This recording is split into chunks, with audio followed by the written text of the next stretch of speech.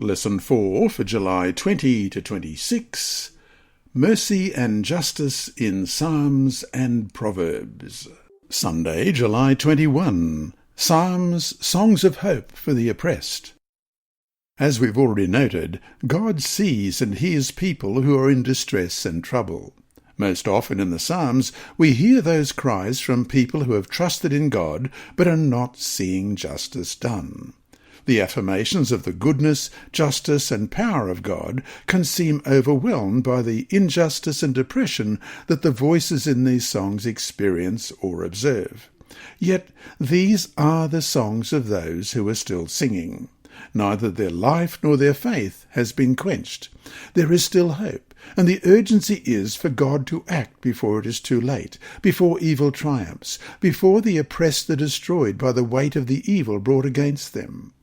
In this way, the writers of the Psalms tried to bridge the gap between the affirmations of their faith and the trials and tragedies of life. Question: read Psalm 9, verses 7 to 9, and then 13 to 20. Can you imagine the circumstances David, the writer of the psalm, was in? Can you feel the tension between his faith in God's goodness and his present experience? How have you dealt with the struggle of faith in God amid times of severe trial? Psalm 9, verses 7 to 9. But the Lord shall endure for ever. He has prepared his throne for judgment. He shall judge the world in righteousness, and he shall administer judgment for the peoples in uprightness. The Lord also will be a refuge for the oppressed, a refuge in times of trouble. And then, beginning at verse 13, have mercy on me, O Lord. Consider my trouble from those who hate me. You who lift me up from the gates of death, that I may tell of all your praise. In the gates of the daughter of Zion I will rejoice in your salvation. The nations have sunk down in the pit which they made, in the net which they hid. Their own foot is caught. The Lord is known by the judgment he executes. The wicked is snared in the work of his own hands. Meditation, Selah. The wicked shall be turned into hell, and all the nations that forget God, for the needy shall not always be forgotten.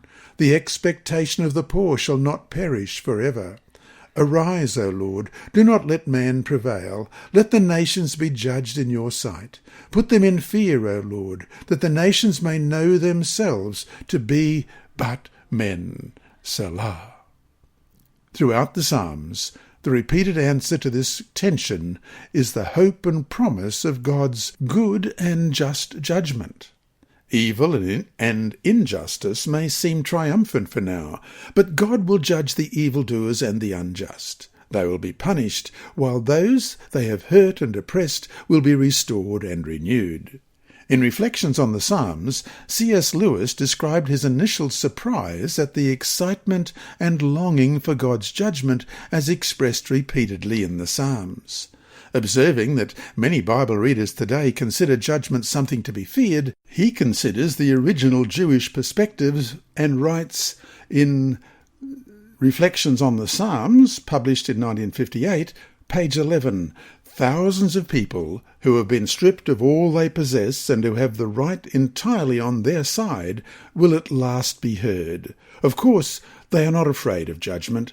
They know their case is unanswerable, if only it could be heard. When God comes to judge, at last it will. End of quote. In the Psalms, we see hope for the oppressed, even now, even amid their present sufferings and disappointments. And so to finish today, what reasons do we have to view the idea of judgment as positive and not something to be feared? You have been listening to a reading of the Adult Sabbath School Bible Study Guide by Dr. Percy Harold from Queensland, Australia. This service is brought to you by Hope Channel, the Sabbath School Department, and Christian Services for the Blind. Remember, God is always faithful.